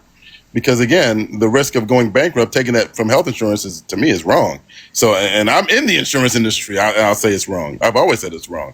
So that is the area, yes, that I agree with you. Let me let East LA, Natter, and then James go. Go ahead, East LA. Your thoughts? Do you think that the Senate Democrats were correct, potentially ending the shutdown with Republicans? Well, first of all, Pete, just a very brief statement about my people are saying what they've gone through. Okay, yeah, I was homeless, had my face in the gutter, nearly lost my mind, nearly went insane. The East LA, I can barely hear you. I don't know if everybody else can. I can barely hear you. Okay, I was nearly unalived. I've been homeless. I'm severely disabled. I've had to fight with my hands as a disabled senior citizen on 3 occasions. That should never have to happen to a senior citizen, but it did. That's the way it goes. Okay. When I had severe nerve pain. Okay, throughout my nervous system. So I figure, well, I better go to the doctor, or else I don't want to be unalized. So I go to the doctor. They prescribe meds as part of my therapy and part of my wellness. As soon as I saw the meds, I said, "Oh, thank you very much." I never went back. Okay, I decided to take care of things myself, and I worked like a maniac to make myself stronger, literally, and enduring things that were very few have had to endure. Okay, in order to make myself stronger, walked away from it. Don't have to take the meds. Right now, everything is much better. Okay, but the one thing I learned about trouble, which is what I've had for the last 10 years, I don't want trouble. I don't like it. I don't want anything to do with it. I am happy that this stalemate is ending because it is trouble. This is how we'll know that there's a solution to the problem, when no one is happy, okay? Political compromise means that everybody has to give vital aspects of what they believe in order to achieve stability. This is what I want. I am a proponent of peace and stability. I'm glad this stalemate is gone. Okay. All right. Thanks, Isela. Let's go to Nader, and then we're going to go to James. Nader, hey. How are you, fam? Good to see you. Good to see you. What are your thoughts on the Senate Democrats and this potential situation? What do you think? Yeah, they caved. They caved. Look, first thing I want to say, though, is Nichelle, hello. I wish your daughter the best. Keep us updated, please, always. We're always praying for you and for her. And, that's the most important thing right now. Secondly, look, I'm not an insurance expert. It's not my field. But I remember when the ACA was first passed, and the first thing that came to mind was, thank God, getting rid of this, discrimination against those who have pre-existing conditions. And at the time, when I saw my insurance cost actually went up dramatically under the ACA, I was wondering why couldn't they just pass a law to make pre-existing conditions, discrimination? Like, just force the insurance companies to disregard that, and let the insurance companies lose some money. That was mine. And again, I'm not an insurance expert, but that was my initial thought. I do not want to see the ACA go away. I do not want to see the subsidies go away. I don't think it's a perfect system. However, I'm a universal healthcare guy, and but I know that I'm probably not going to see it in my lifetime in this country. But that's where I'm at. I think that they caved. I think that they, it's really sad to see. At the time, when the ACA was passed, I said to myself, I'd pay double what it cost me, but I ended up paying more than triple of what it was costing me at the time, and I did it. Right now, I do not have any health insurance. To be honest with you, I can't afford it. When my health insurance increased from $1,200 a month for me and my wife to $1,400, and that's with a $25,000 deductible. And I cannot afford it right now. So I do not have any right now. Hopefully in the next, God willing, in the next couple of months, my situation will change, and then we'll pay what we have to pay. But it's not a perfect system at all. I think that what our government did, both sides of the aisle, they made sure, and they continue to make sure, that the insurance companies don't lose a thing. Just like with the real estate crash, they bailed out the banks, they didn't bail out the homeowners. And this is the way it works in this country, unfortunately. So yeah. I hear you, fam. Let me ask you a question, and then I want to go to James next, and then folks who also feel like the Senate Democrats caved. What do you feel was the alternative to to this situation? What do you think they could have done differently, or Democrats could have done different? What would you have liked to see Democrats do? The first thing I would have liked to see was to make discrimination against those with pre-existing conditions illegal, and to force insurance companies to disregard that. That's because that was the main thing to come out of the ACA, right? And that's what everybody's talking about today. And and to me that seems like a very simple thing, but it would have cost the insurance companies money, profit, and they're some of the most profitable corporations in the world. Very true. So that's what I would have liked to see. And if they were to, and I believe if they would have only done that, our insurance premiums would have gone up.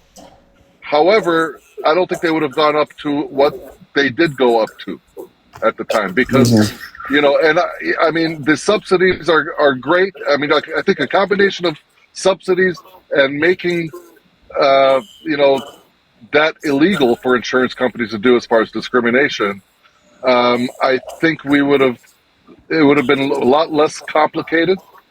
And that's, again, I'm not an insurance expert, but that's where that's what I thought at the time, and I continue to think, unless somebody educates me, I'm willing to be educated, on the mathematics of it all.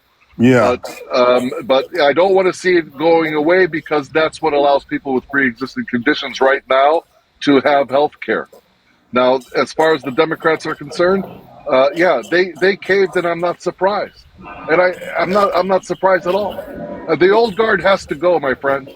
They have to go. They have to go, and the only way we're going to see, universal health care in our lifetime, if it is to happen, I doubt it, but the old guard has to go, and fresh ideas have to come in, and we actually have to be more vocal about it. We're so vocal about so many things, and we've progressed in so many other areas, but this is one where we don't do anything, honestly, as a people. I mean, there should be protests in the streets on this issue, and maybe more protests in the streets on this issue domestically than any other issue that we can think of. I think right now, and we don't have any activism on this topic, and this is literally a life or death issue. Yeah, I'll tell you. Oh, my bad. I thought you were finished. Go ahead. No, go ahead. Yeah, I think to some extent, this is just my personal opinion on this issue. I think it's because we have, not me and not you, but I think folks in America have shamed people who don't have health insurance. And so when you don't have health insurance, it is looked at as like a personal fault. Like, oh my gosh, how can you not have health insurance? Blah, blah, blah, blah, right? When in reality, in many cases, it's too expensive, or you don't have access, or whatever it may be. And so people don't necessarily want to go out and say and talk about this, because again, unfortunately, in this country, we made it a point of quote unquote embarrassment, which it should not be at all. Because again, lack of access and how much it costs. That's why I think more people don't necessarily talk about it. And when people do come in and put, their insurance premiums that they're going to pay in the comments or up on the panel, like Nichelle did and other folks did, it's courageous, because again, it's tied to income. Oh, you can't afford blah, blah, blah, blah amount a month, right? And so we made it a point of shame. Now again, not we here, us, but folks in America have made it a point of shame, which is sad. Yeah, I mean, look, I do, like you, I do agree with Julio on that one point, that had everybody had health care, of course we don't need the insurance for it if everybody had it as a right. Of course, that goes without saying. But, what we are actually complaining about the fact that, we do not have insurance. And so the way I see that is, and agreeing with Julio, which I hate to do, but we're actually advocating for the insurance companies to have more customers and to make more, without even intentionally doing it, but for them to make more money. And we're what we should be advocating for is that we need health care. We demand health care. Yep. However they come about it, I don't care. We just need the health care. And it needs to be it needs to truly be affordable. And if that means, and I'm for a single payer system, but we need to, honestly, like with everything else, we really need to call our representatives, and we need to hammer this down their throats. And we need to talk to our neighbors and to our relatives and everybody and tell them to do the same. because Yep. they need to know that we will vote them out. We will Absolutely. vote them out. And enough is enough. This country, we cannot be the richest country in the world and we can't have health care. It doesn't make any sense to me. It's Yeah. just such a scam. Yep. So I'm with that's you, where I'm man. at, brother. All right. Thanks for having me up. Appreciate Yeah. you, man. I'll let you go, brother. Thank you. As always, man. So good to see you. Let me go to James. James, what are your thoughts on this? Good morning, by the way. Good afternoon. Good morning. Wherever you are. Good morning. My thoughts on this is that, first of all, when you look at other places that have universal health care, and there have been many people up on TikTok that actually live in Canada and talk about how much it sucks, right?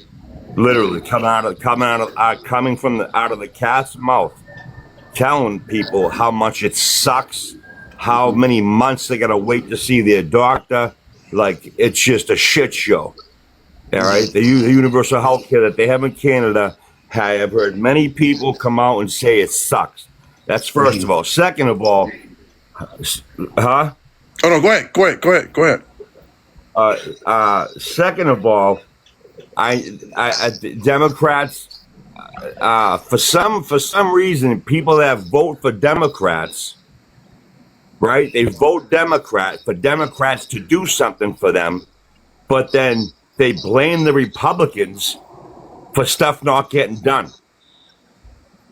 It's just very strange to me how it's like you vote Democrat, but you want the Republicans to do something for you. Like, why aren't the Democrats demanding the Democrats to do something for them? The people they voted for, right? I mean, it only makes sense. Well, right? let me ask you a question. If people didn't, what I'm saying is, like, if no one supported you, if no one liked you, but then they asked you for shit, what are you gonna say? Right. No, I totally got the premise of what you're saying, James. But let me ask you. Oh, real quick. Let me just ask you this question. I want to hear your answer. But when you look at certain issues, so let's take like fiscal responsibility off the table. Like, let's not those kind of issues, but like an issue like, let's use healthcare, right? If I feel that healthcare is a human right, everybody should have healthcare, then wouldn't I look at Republicans and Democrats and say, hey, you need to vote and make this happen for me because it's a human right and there shouldn't be two sides to this issue? What do you think about that? Like, on issues that are not two-sided? Yeah, for sure. Yeah. Okay. Yeah. Okay. Absolutely. Okay. But the problem is it's only the Republicans are the only ones being looked at. Okay. For some reason, the Democrats that vote Democrat don't hold them accountable for shit. Okay. They blame it all on Trump. They blame it all on the Republicans, right? And the bottom line is, this healthcare that they want, it's not for us. Trust me. It's not for us. It's to rebuild their voting capacity because their party is in shambles. Okay. Let me do this. So, and go ahead. You got one more thing? Go ahead. If you got one more thing, go ahead. Yeah. And they always love. They're such good manipulators that they got a shutdown going, and they're all blaming Trump and the Republicans. Okay, let me do this. It's the Democrats. They don't give a fuck. If you look at the neighborhoods that I live around, I've been a Democrat most of my life up until a few years ago. I'm from Boston. If you look at all the inner. So real quick. So James, real quick. Can we ask him? Hold on, real quick. Hold on. Yeah. Here we go. No. So let me explain, James. The reason why you're getting muted is because you're just over time. That's all. We're not trying to censor you. We're not trying to tell you not what to say. But so hold on. So 15 minutes. I got you. I believe in equity, not necessarily equality. Right. That's why. So let me let Callie come in. Okay. Go ahead, Callie. Good fucking riddance. Like the incoherent fucking ramblings of a Looney Tune. I can't. Anyway, that's not even why I came up here. Like now I'm all discombobulated. Okay, for those who don't know, I've worked in healthcare for 17 fucking years. Okay, both in the nonprofit sector and in private sector, working for companies. You know, all of the big healthcare companies. I've worked in at an analyst level. I've worked at an executive level. And when I tell you that these companies are fucking terrible, it is a racket. I need you to understand and believe that that is what the fuck it is. We should have universal health coverage.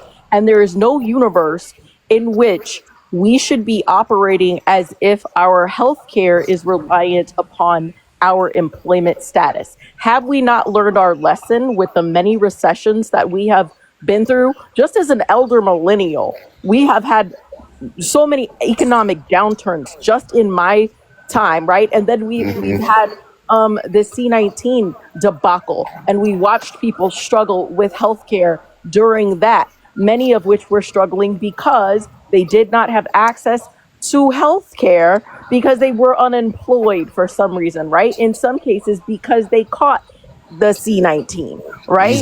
So let's be so fucking for real. We are the only quote unquote industrialized nation that does not have universal healthcare, socialized medicine of some sort. The reason we don't have it is because we live in an oligarchy, okay? And people don't want to admit it, but we live in a late stage capitalistic oligarchic system, right? Where a small fraction of people run shit, and these people are either they are uber wealthy, or they're uber wealthy and they're working in our government, right? But these things are working hand in hand together, and this is the only reason why we do not have universal health care coverage. I cannot tell you how many board meetings, how many staff meetings I sat in which the betterment of the people, the outcomes, the medical needs of the people that we were supposed to be serving. Mind you, I worked in Medicaid, Medicare, ACA service delivery, okay? So all of those big $1 billion, all of fucking contracts, yeah, I was responsible for helping to manage those contracts, okay?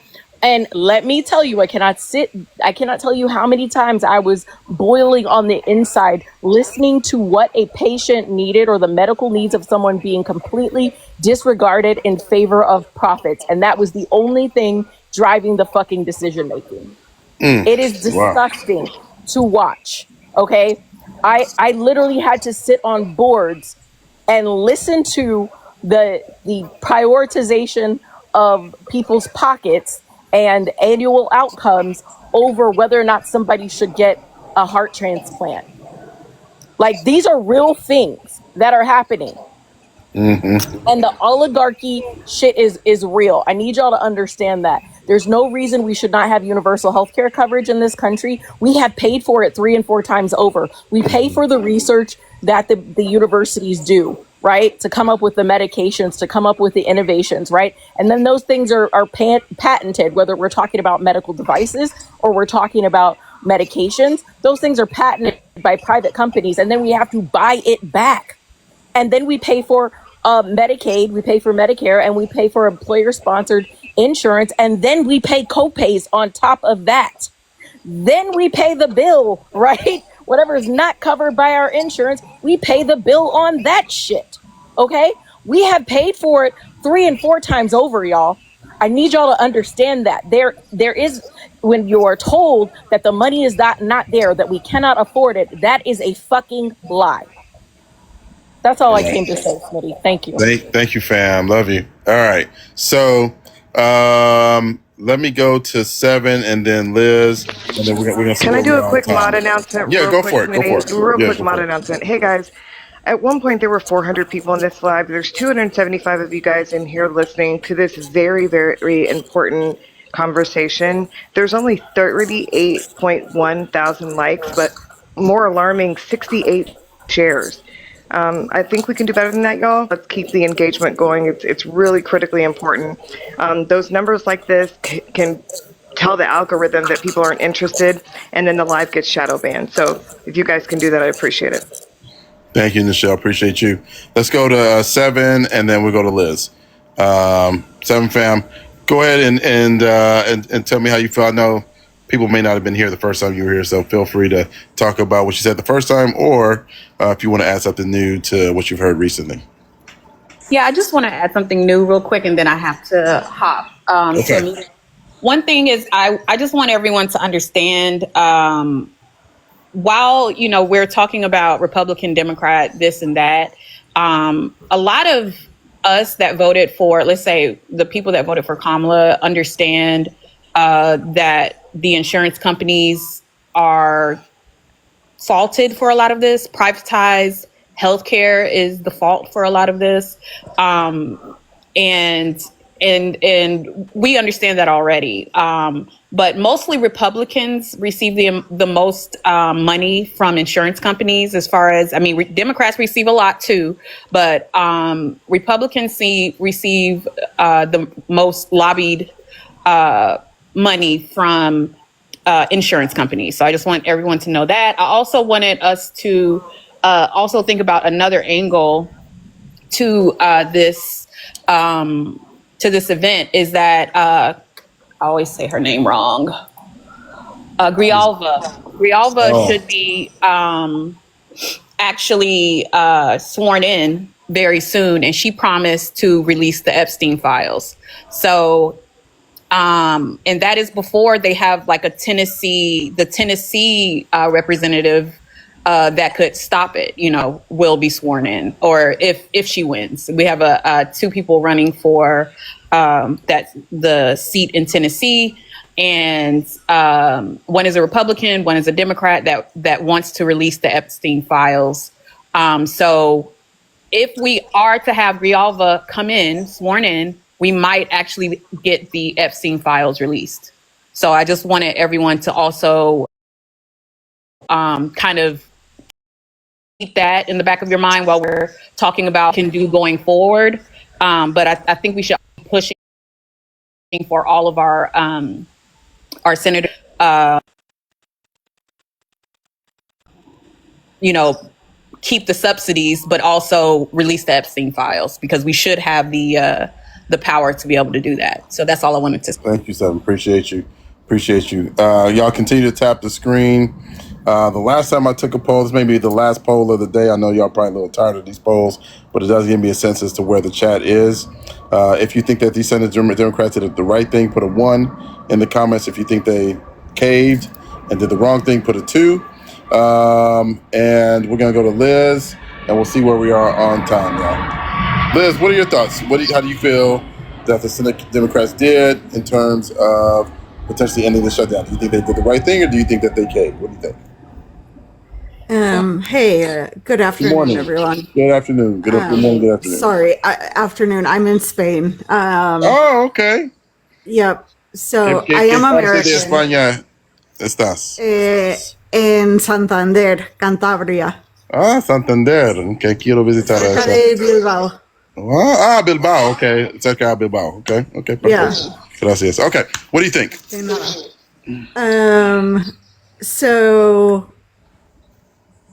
What the Democrats and Republicans have been doing. I'm quite frustrated with the Democrats who have caved. And speaking as someone who's really invested in the topic of healthcare, because of the pre-existing condition clauses that private insurance policies have, which the Affordable Care Act got rid of. And so we're potentially leaving millions of people with pre-existing conditions without the possibility of getting a different health care plan because they won't be admitted to it in the private marketplace.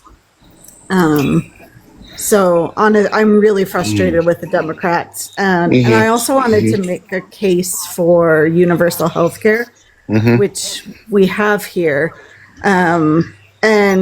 Universal health care is not a perfect system, but at the same time, what everyone says about wait times I can't speak for Canada or the UK, but I can speak for where I live. And where I live, I can see my primary care doctor usually the next day. And I can see a specialist. Usually they say within 3 months, but it usually ends up being around a 1 month wait. Test, depending on what it is, an MRI, a CT, could be a month, a few months. But honestly, that's not that different from the US. And in the case of my mother, who all my family lives in the US, my mother, if she wants to see her own family doctor, she has like a 6-month wait. She can see another primary care physician in that practice sooner, but to see hers, she usually has to wait about 6 months. And that's just primary care. So, yeah. So honestly, I don't see why people are complaining about wait times when, in my case, in universal healthcare, the wait times are similar to the US and sometimes even better. Okay. Yeah, I mean, that's a good point. That's a really good point. Jermaine, come on in. Let's do Jermaine. Then I do got to run, y'all.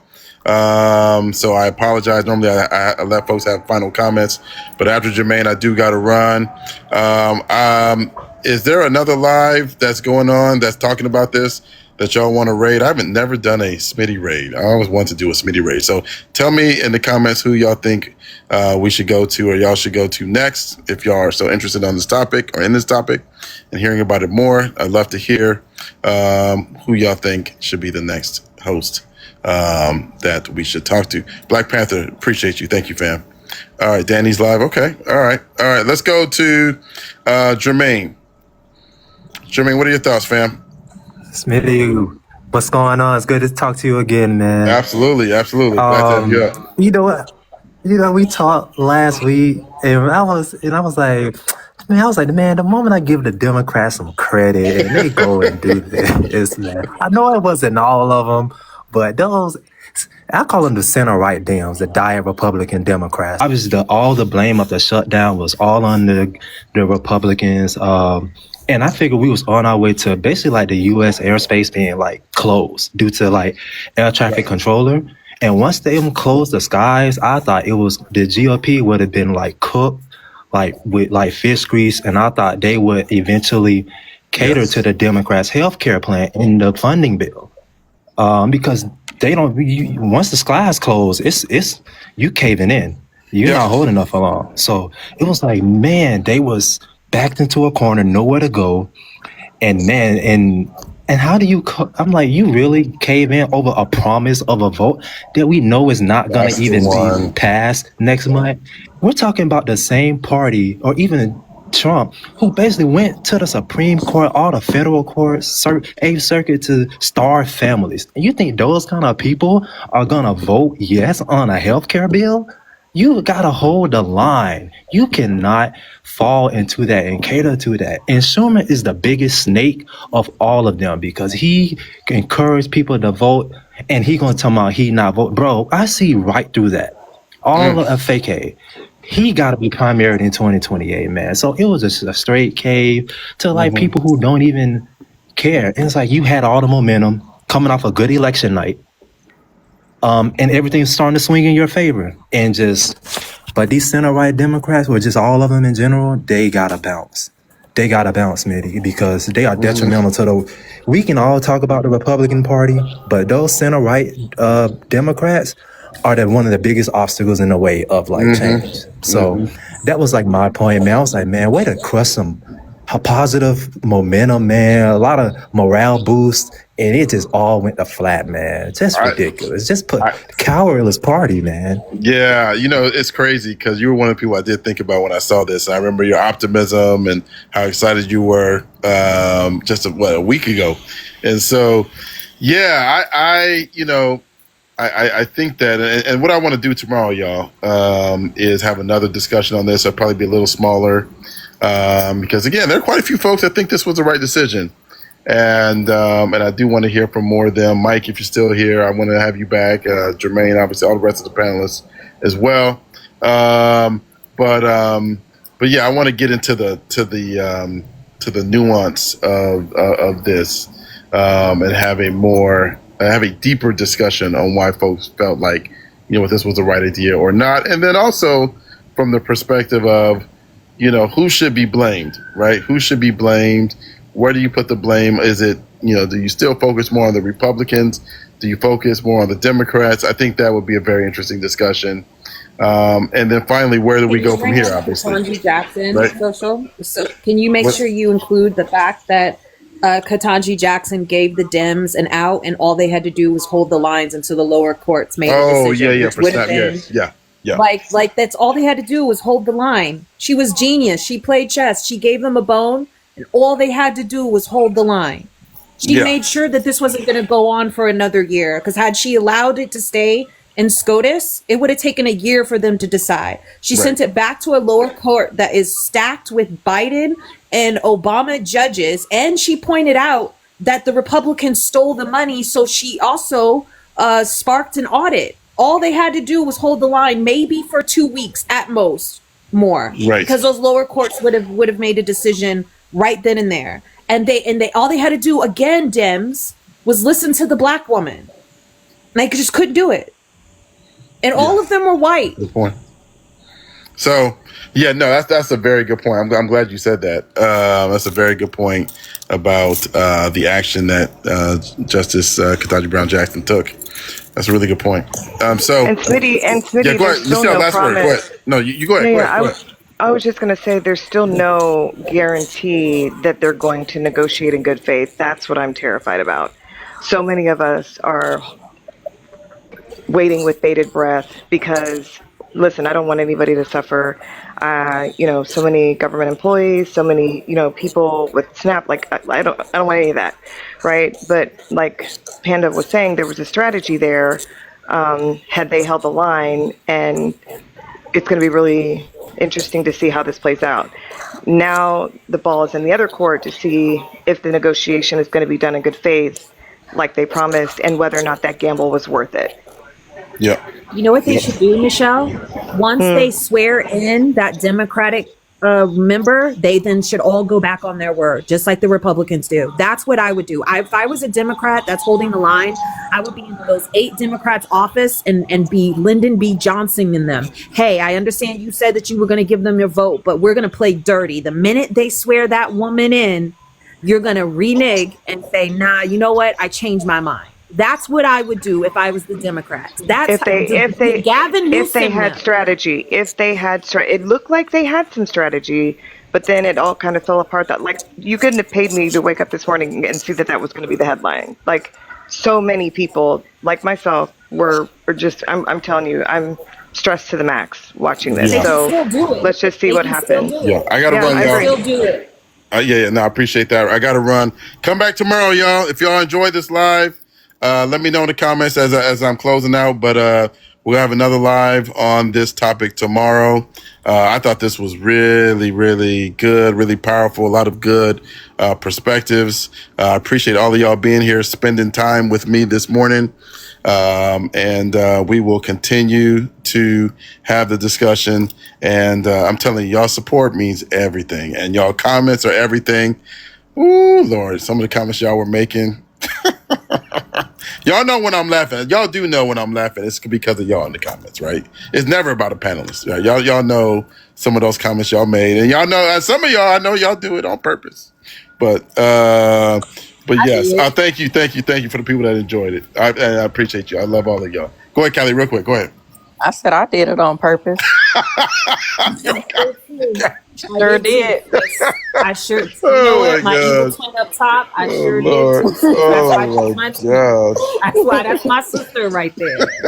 We said evil twin. Evil twin. All right, I gotta run, y'all. Much love, everybody. I'll see y'all later.